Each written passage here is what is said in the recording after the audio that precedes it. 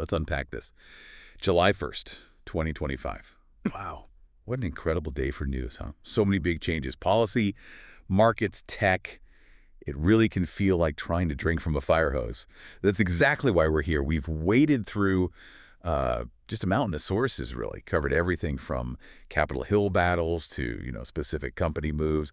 And we've distilled it all down to the essential nuggets for you. Our mission today, get you well-informed, fast, maybe with some surprising facts, and definitely some clear insights into what actually happened today. Yeah, and what's fascinating truly is how many of these stories that seem separate are actually deeply connected. They're influencing everything, right? From like your commute to maybe your long-term financial health. We'll help connect those dots for you, show you not just what happened, but maybe why it really matters.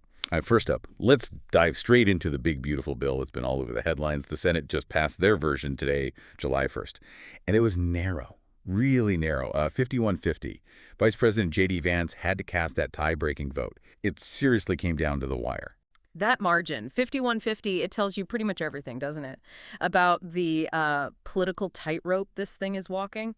So now it heads over to the House. They need to approve the Senate's changes. And the big question is, well, will it pass smoothly? Speaker Mike Johnson, he's facing, let's say, an uphill battle. Several Republicans have already come out pretty strongly against it, calling the Senate version a dud. And there are even worries about, just having enough members present for a vote before their target, the July 4th deadline. It's not just party lines here. It's deep ideological splits. Yeah, definitely sounds like it. Let's dig into the numbers, the financial side. The Congressional Budget Office, the CBO, they're nonpartisan. They estimate this Senate bill could get this more than $3.9 trillion to the national debt. That's a huge number. Especially when you see the Senate version includes a $5 trillion increase in the debt ceiling. That's a whole trillion more than the House originally proposed. It really kind of shines a light on the whole fiscal sustainability challenge. Exactly. And look at healthcare. The Senate bill, it proposes over $1 trillion in cuts to Medicaid. That could mean, well, the projections say 11.8 million people potentially losing health insurance by 2034, mostly from Medicaid. Though some analyses, they suggest it could be even higher, maybe up to 17 million when you factor in other policy changes. Right. Yeah. And a big part of this is a strict new work requirement. For certain Medicaid beneficiaries, they'd need 80 hours a month, work, volunteering, school, something like that, starting in 2026. Now, that's projected to save about $325 billion over a decade. But it raises a really critical question, right, about the impact on vulnerable groups, older adults, people in rural areas, especially since there are also caps on provider taxes, the ones that help support rural hospitals. Okay, so healthcare is a huge piece. Let's pivot now to education. Pell Grants specifically. Mm-hmm. The bill tries to tackle this multi-billion-dollar shortfall.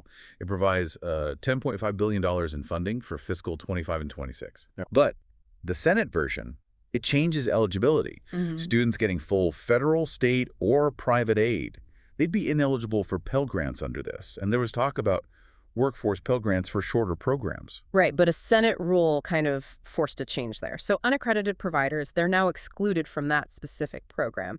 It addresses the funding gap, sure, but it definitely shifts who gets the benefit. Got it. So funding boosts, but with new strings attached. Pretty much. And now let's talk about your money directly. There's this temporary senior bonuses tax deduction. For people 65 and over, the Senate's proposing up to $6,000 per eligible taxpayer. The House version was lower, $4,000. And it's aimed specifically at middle-income seniors. Okay. Now, what's really striking here? President Trump had talked a lot about ending taxes on Social Security benefits, the senior bonus. It doesn't do that. It doesn't eliminate those taxes. In fact, there's a report estimating that this deduction, plus other tax cuts in the bill, could actually speed up the depletion of the Social Security and Medicare trust funds. So short-term relief, maybe long-term strain. That's the concern, yeah. A temporary fix with potential downstream consequences. That is fascinating. Okay, what other tax changes are in there? Because it sounds like a lot. Oh, there's more. The child tax credit, for instance, could permanently go up to $2,200 under the Senate bill. The House had a temporary $2,500. Right. But policy experts are pointing out about 17 million kids from low-income families might not get the full benefit because the credit isn't fully refundable for them. So if they don't owe taxes, they don't get the full amount back as cash, which limits the impact on the poorest families, Yeah, that makes sense. That's an important detail. Definitely. And then you might see these new Trump accounts for child savings. A one-time $1,000 federal deposit for kids born between 2024 and 2028. Parents could contribute more, too. Plus, there are temporary deductions for car loan interest. Oh, yeah. But only for U.S.-assembled cars and also for tip income and an overtime pay deduction. It really is a complex web of adjustments. It really is. Okay, shifting gears slightly within the bill energy, what's happening there? Yeah, energy had a significant development. There was this proposed tax, right, on solar and wind projects using foreign parts. That got removed from the Senate bill. And clean energy stocks, they jumped immediately. Interesting. But the bill still phases out some important clean electricity tax credits. And groups like the American Clean Power Association, Solar Energy Industries Association, they're not happy, calling it a step backward for U.S. energy policy. So kind of a mixed bag for the green energy folks. Right. One step forward, one step back, sort of. And just sticking with the bill for one more second. Yeah. It's also been caught up in that very public spat between President Trump and Elon Musk. Oh, yeah. Musk calling it utterly insane and destructive. Which then led to Trump suggesting the Department of Government Efficiency should maybe look into Musk's subsidies. And boom, Tesla stock took a hit today. Yeah. Just shows how fast that political talk can ripple into the market, doesn't it? Absolutely. It's a direct line sometimes. Okay, so Washington's deep in these huge legislative fights. How's the broader economy actually reacting to all this? Let's zoom out now. Markets, jobs, consumer stuff. Today, July 1st, the S&P 500 actually hit a golden cross. That's a bullish signal. First time in over 2 years. Right. That's a technical indicator people watch. Short-term average crosses above the long-term. Exactly. But even with that, while the Dow jumped over 400 points, the S&P finished flat. And the Nasdaq was actually down. Seems like investors are rotating, moving money out of those big tech names, Nvidia, Microsoft, and into healthcare companies like Amgen, United Health. That rotation is definitely key. And, something really insightful today came from Fed Chair Jerome Powell. He confirmed pretty explicitly that the Fed would have cut interest rates by now if it weren't for President Trump's tariff plan. Wow, he said that directly. Directly. Said the tariffs caused material increases in their inflation forecasts, basically tied their hands, regardless of maybe what their own models were showing. So the Fed's still on hold. Rates at 4.25 to 4.5%. Despite, pressure from the White House, Powell just reiterated, future moves depend strictly on the data. And they expect higher inflation readings later this summer as those tariff costs work through the system. So the big question for everyone listening is, how long does this hold last? And what does that mean for borrowing, for saving? Exactly. That's the uncertainty right now. Okay. And what about jobs, the labor market picture? Well, U.S. job openings actually climbed, reached a 6-month high back in May. Okay, sounds good. Sort of. But businesses aren't actually hiring quickly, so you have lots of openings, but slower hiring, that combination. It could be one of those lingering aftershocks from the tariffs, making companies maybe a bit hesitant to pull the trigger on new hires. Interesting. Makes sense. And if we connect this to maybe what you're seeing day to day, airlines, major U.S. airlines. They're expecting a new record for air travel this year. But Wall Street thinks they'll actually trim down their passenger capacity for the rest of the year because demand seems lower outside of those peak holiday times. So the boom might be leveling off a bit. Seems like it. And related, Constellation Brands, they make Modelo, Corona. Yeah. They missed their quarterly earnings, partly blamed aluminum tariffs, but they also specifically cited socioeconomic headwinds hitting beer demand. And they mentioned fears over immigration policy impacting Hispanic consumers, who make up like half their sales. Wow, that's a really direct link between policy fears and a company's bottom line. It really is. Okay, here's something else, maybe a bit surprising and honestly a little concerning. Affects pretty much everyone who drives. A new report out today shows 1 in 3 drivers in the U.S. doesn't have enough car insurance. 1 in 3. Yeah, Wow. and that number's climbed since the pandemic. About 15.4% have no auto insurance at all. 0. So it's just a stark reminder, really. Check your own uninsured and underinsured motorist coverage, even if your state doesn't mandate it.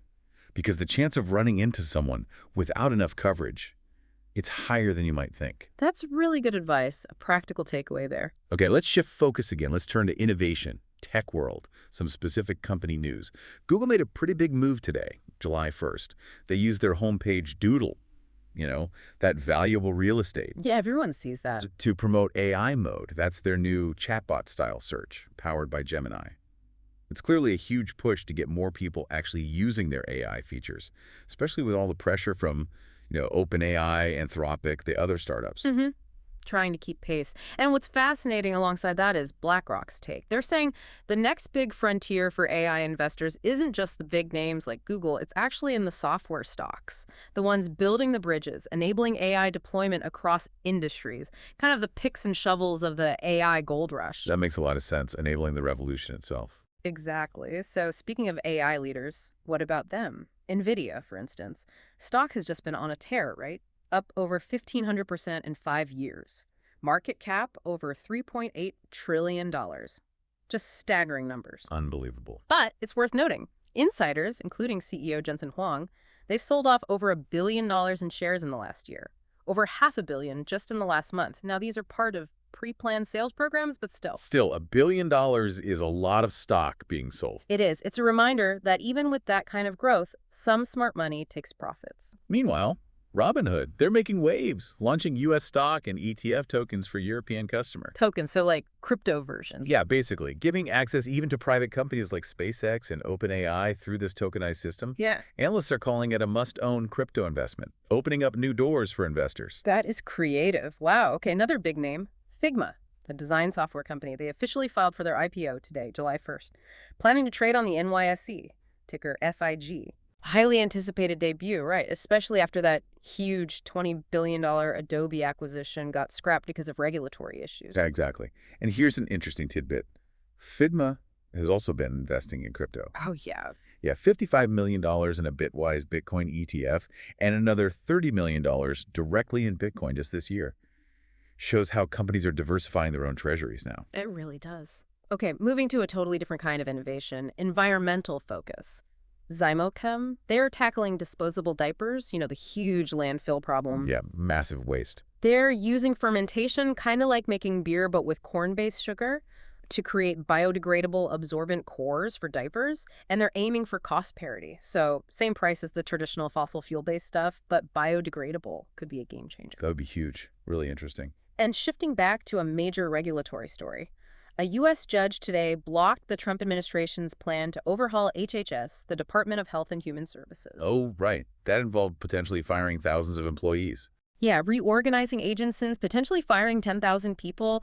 The judge basically said the executive branch doesn't have the authority for such wholesale changes. So it impacts agencies like the CDC, the Office of Head Start. A pretty significant check on executive power, really. Okay. And finally, just circling back to the consumer market for a second. Crocs. Ah, the clog. The clogs. Their sales are down over 30% in the past year. The CEO basically said, almost everybody in the U.S. who wants a pair already has one. Market saturation. Seems like it, domestically at least. But analysts, they still see international growth as the big opportunity for them. So maybe the global clog takeover isn't over yet. Never count out the croc, I guess. So, wow, we've covered a lot, journeyed through huge legislative fights, critical economic shifts, and really fascinating innovations, all hitting today, July 1st, 2025. Yeah, it really is a lot to take in. Yeah. But understanding how these threads, connect, Yeah.